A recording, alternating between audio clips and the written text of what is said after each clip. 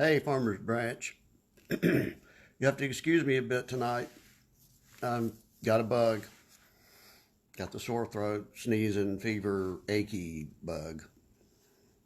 I know it's not the Ronas. Don't worry. You're not going to get Rona over the Facebook here tonight. I've already had it, already recovered, got the antibodies to prove it. So tonight we continue with our study of Daniel. I'll be a little raspier than normal, and I'll make more frequent trips to the coffee cup. But hopefully we'll get some insights into Daniel's amazing prophecy. And we're still in the historical part of Daniel. And tonight we've come to the 5th chapter. A very interesting part of this prophecy, the story of the handwriting on the wall. We know what we mean when we use the figure of speech, the handwriting is on the wall. That means the end is here. Well, that's what it meant for Belshazzar. We're going to go to that right now.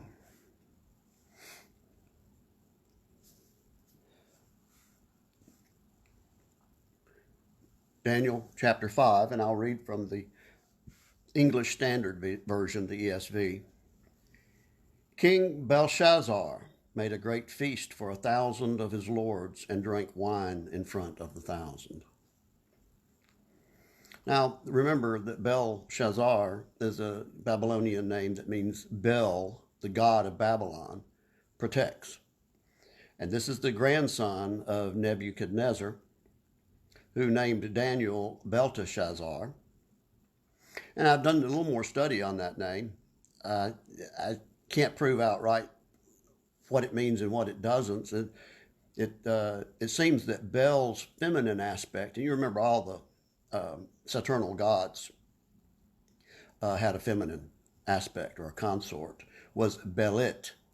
And there are some people that say Daniel was named Belit Shazar, or Belit protects, the consort or the eye of Bel. Well, I don't know enough about ancient Chaldean language to know if Belteh and Belit correspond to each other.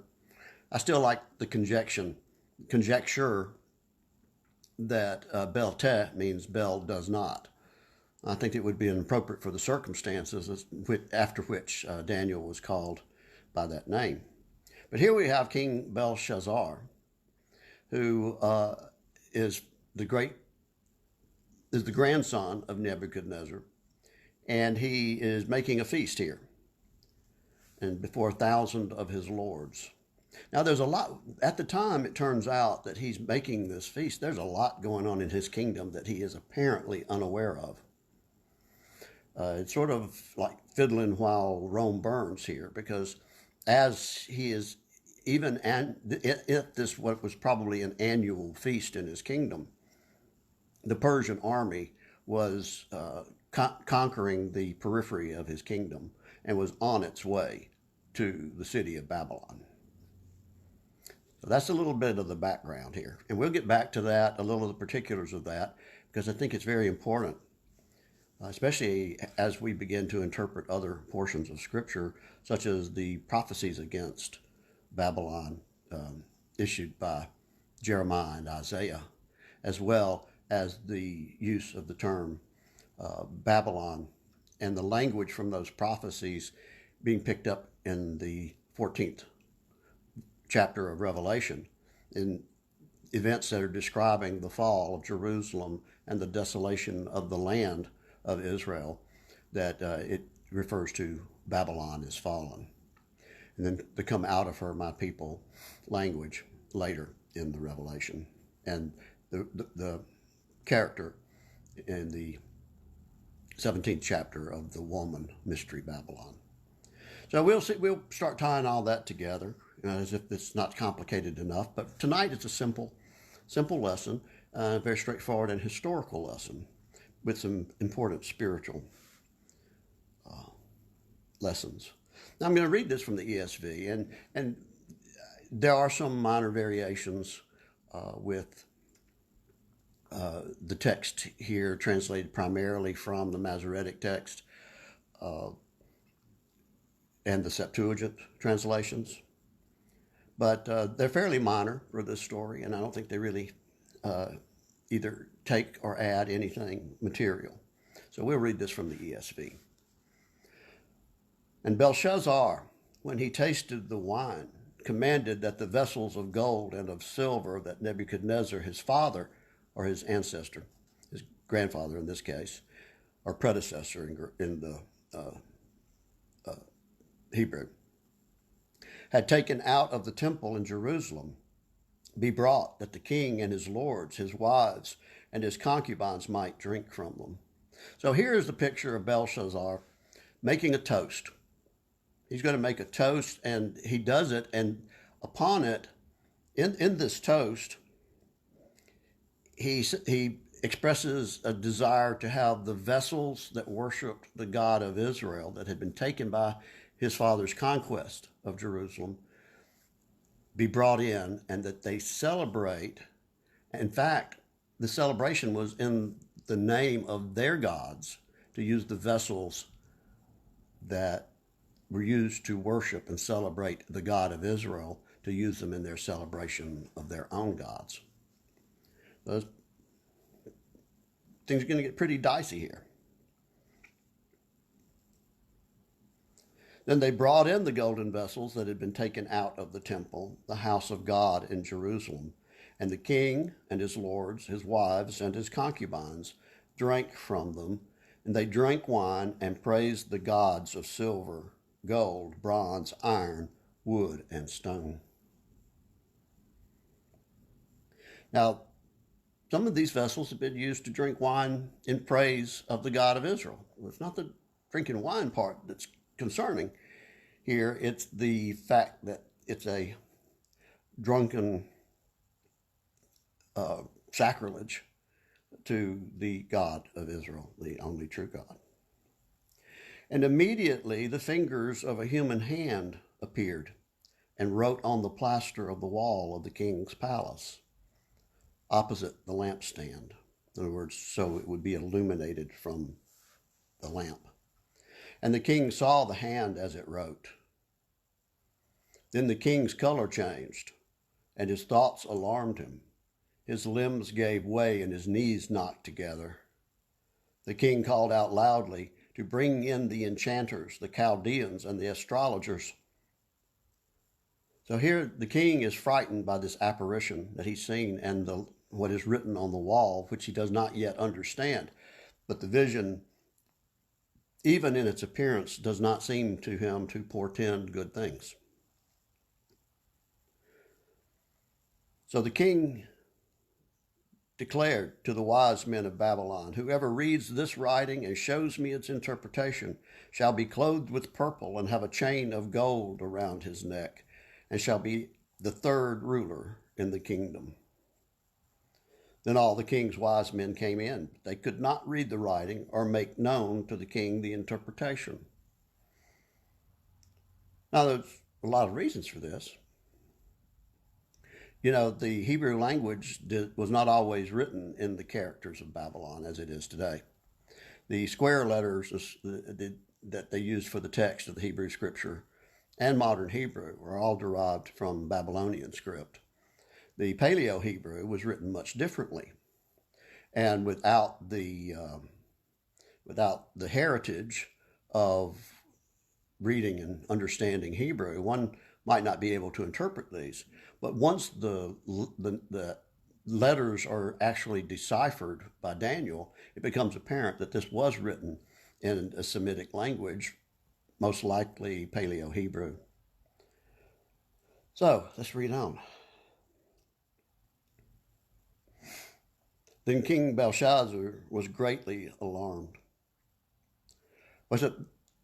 Then all the king's wise men came in, but they could not read the writing or make known to the king the interpretation. Then King Belshazzar was greatly alarmed, and his color changed, and his lords were perplexed. So he even got more pale. The queen, because of the words of the king and his lords, came into the banqueting hall, and the queen declared, "O king, live forever. Let not your thoughts alarm you or your color change. There is a man in your kingdom in whom is the spirit of the holy God. In the days of your father, light and understanding and wisdom, like the wisdom of your gods, were found in him. The wisdom of the gods was found in him. And King Nebuchadnezzar, your father the king, made him chief of the magicians, enchanters, Chaldeans, and astrologers, because an excellent spirit, knowledge, and understanding to interpret dreams, explain riddles, and solve problems were found in this Daniel, whom the king named Belteshazzar. Now let Daniel be called, and he will show the interpretation." Now note here that in the Septuagint, the name is not Belteshazzar, but it is Belshazzar, just like the current king's name. Then Daniel was brought in before the king. The king answered and said to Daniel, "You are that Daniel, one of the exiles of Judah, whom the king my father brought from Judah. I have heard of you, that the spirit of the gods is in you," or the spirit of God, Elohim, found in you. Now the wise men, the enchanters, have been brought in before me to read this writing, to make known to me its interpretation. But they couldn't show me the interpretation of the matter. But I've heard that you can give interpretations and solve problems. Now, if you can read the writing and make known to me its interpretation, you shall be clothed with purple and have a chain of gold around your neck, and shall be the third ruler in the kingdom. Now here, Daniel is brought before this king, and because of the reputation to be able to interpret dreams and reveal mysteries. On other occasions, Daniel is quick to say, "I can't do that, but God can." He didn't really need to invoke that here. And it's conspicuously absent because I think it was in a language that Daniel could read very well. But the interpretation of what it meant, not what it said, but what it meant, was something entirely different. And it could have been obvious to Daniel. Daniel could have already been forewarned by God about these events that would happen, because they're very significant in the history of Babylon. Then Daniel answered and said before the king, "Let your gifts be for yourself." In other words, I don't want your gifts. You keep your gifts. And give your rewards to another. I don't want your treasures, your gifts. And with what I'm about to tell you, it would be folly to be promoted in your kingdom. It's about not to have a kingdom. It said, "Let your gifts be for yourself and give your rewards to another. Nevertheless, I'll read the writings to the king and make known to him the interpretation. O king, the Most High God gave Nebuchadnezzar your father kingship and greatness and glory and majesty. And because of the greatness that he gave him, all peoples, nations, and languages trembled and feared before him.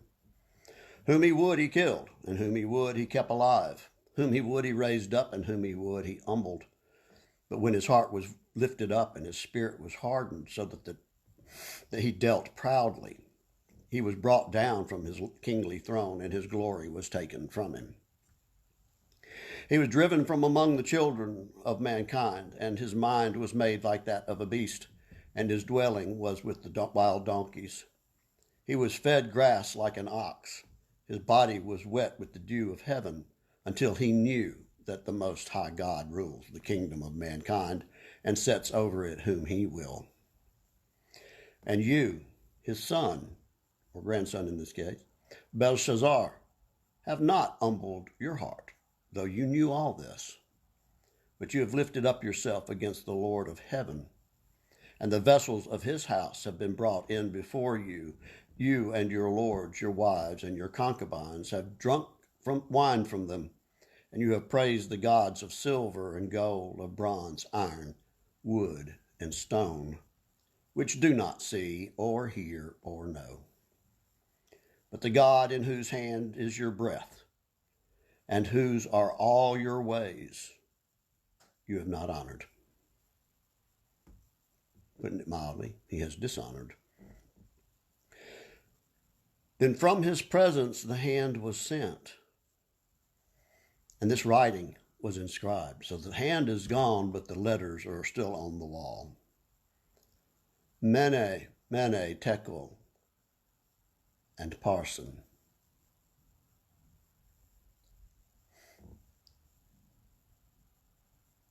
In the Septuagint, it just says Mene, Tekel, Peres, or Upharsin. Upharsin being the plural of Perez. So it's interesting that, well, maybe it's just interesting to me, but it means the same thing. Upharsin is just the plural form. But this is the interpretation of the matter. Mene means number.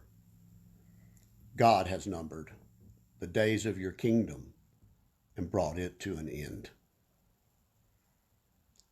Tekel, to weigh out. You have been weighed in the balances and found wanting. In other words, the scales did not tip your way. Peres, your kingdom is divided and given to the Medes and Persians. Then Belshazzar gave the command, and Daniel was clothed with purple. A chain of gold was put around his neck, and a proclamation was made about him that he should be the third ruler in the kingdom. And that very night, Belshazzar, the Chaldean king, was killed. And Darius the Mede received the kingdom, being about 62 years old. Now here, the Babylonians had been at war with the Persians, and the Persians had dealt them some significant defeats, not just militarily, but politically. And by the time they had conquered some of the outlying towns, most of Belshazzar's officials were already on the take. It was a coup from within. And most of the historians, now Herodotus is a notable exception, but most of the historians of this ancient time say that Babylon fell without a fight. And the story goes that the Persians under Darius had diverted the waters of the Euphrates River. And then at this time of year, and they said it was fall, the Euphrates and Tigris rivers are at their lowest and pretty easily waded across. So it wasn't a lot of water to divert, but it was enough to fill the cisterns of Babylon, which came in through tunnels that were generally submerged. But at this time of the year, with the water diverted, these cisterns became dry. And after having already secured the loyalties of the majority of the officials in Babylon, the people that really ran things, they walked in without a fight and just assumed power. So it's a very interesting story. It's a very interesting story how that Babylon goes down without a fight. Which leads me to puzzle a bit, because the prophecies of Isaiah and Jeremiah, we'll go to Jeremiah 50. Take me a second to get there.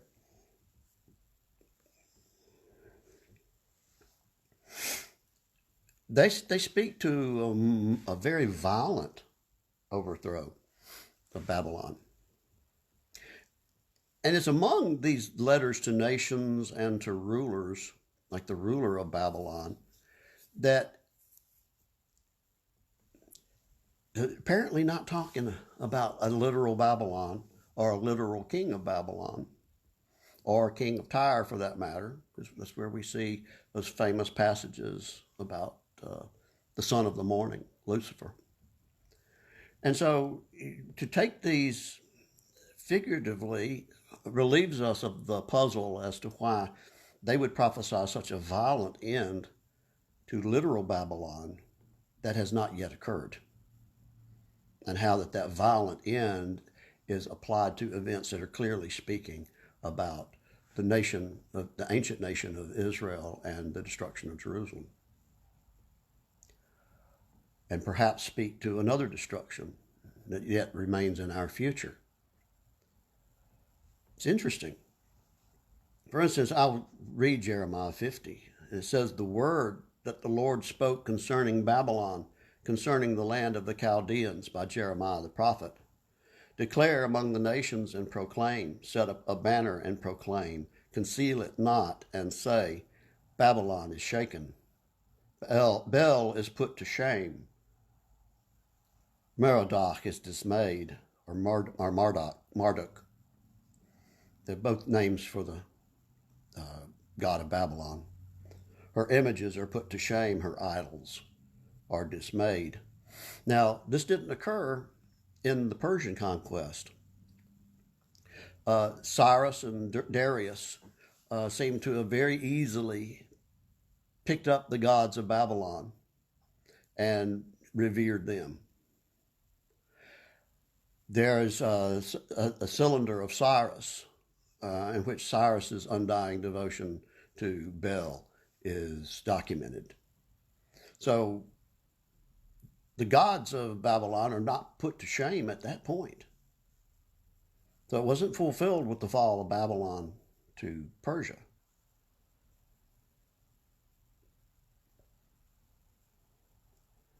And the falls of the past and the future fall of Israel is tied very closely to the poetic image, the spiritual symbol of adultery, as a metaphor for idolatry.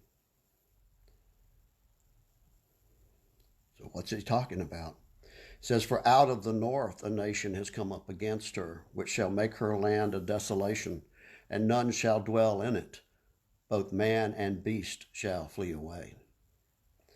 In those days and in that time, declares the Lord, the people of Israel and the people of Judah shall come together, weeping as they come. And they shall seek the Lord their God. They shall ask the way to Zion, with faces turned toward it, saying, Come, let us join ourselves to the Lord in an everlasting covenant that will never be forgotten. My people have been lost sheep. Their shepherds have led them astray, turning them away on the mountains. From mountain to hill they have gone. They have forgotten their fold.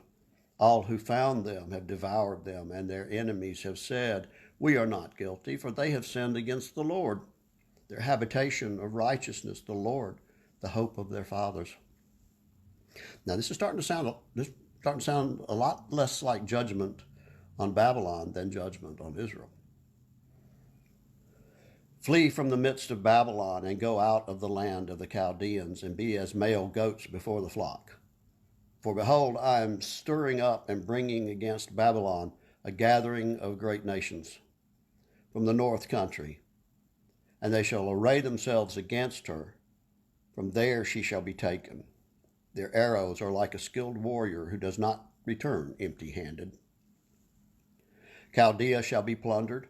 All who plunder her shall be sated, declares the Lord.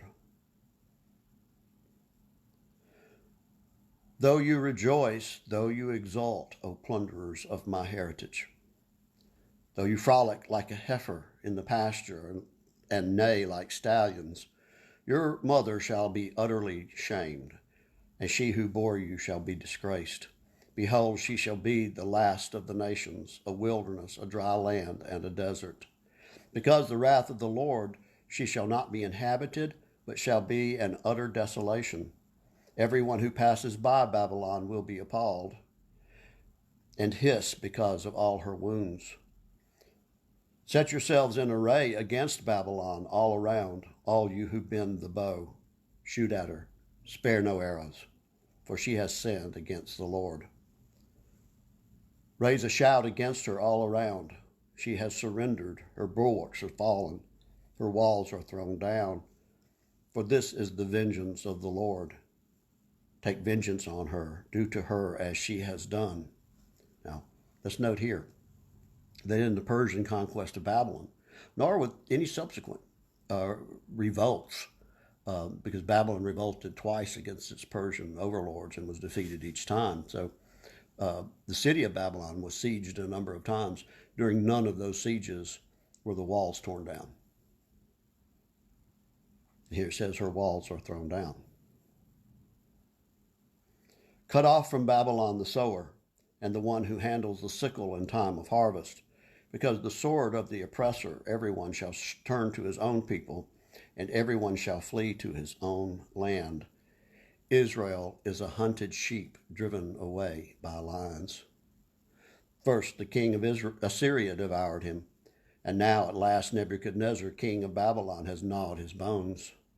Therefore, thus says the Lord of hosts, the God of Israel, Behold, I am bringing a punishment on the king of Babylon and his land, as I punished the king of Assyria.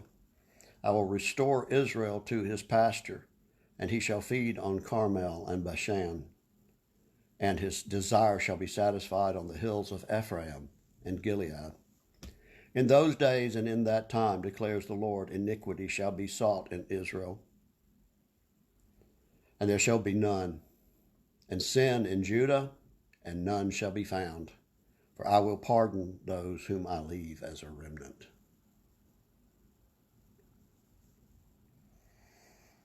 Now, I could go on and read this. You should, but we'll go down to the irreversibility and the fact that the destruction is compared with that of Sodom and Gomorrah. There is another place where a destruction along the lines of Sodom and Gomorrah is spoken about. It's in the Song of Moses. And in the curses placed on those that do not heed the words of the law and say in their own hearts, I will be safe even though I go my own way. Because in Deuteronomy it says that if any man, woman, tribe, or clan, including the tribe of Judah, if they listen to the admonitions of this law and they say in their hearts, I'll be safe even though I go my own way, he says, I will make your land like a wasteland of salt and sulfur, just like Sodom and Gomorrah, Zeboim and Admah. Nothing will grow. It parallels the prophecy here of Jeremiah against those who hear the words of the law but say, I'll be safe even though I go my own way. So there's a lot to digest here. It'll be beyond the scope of what we can cover tonight. But read Jeremiah 15. We'll cover in Isaiah his prophecy next week. And we may get to Daniel and the lion's den as well. But read these things. Focus mainly on Jeremiah 50 for this lesson. And we'll pick up with the prophecy in Isaiah, because it kind of gives us a clue who the ruler of Babylon and what the nation of Babylon was really all about, symbolically in the Bible, and why that term is used to describe Judah and the ancient nation of Israel, and possibly the future of the modern nation of Israel, sadly. So until next week,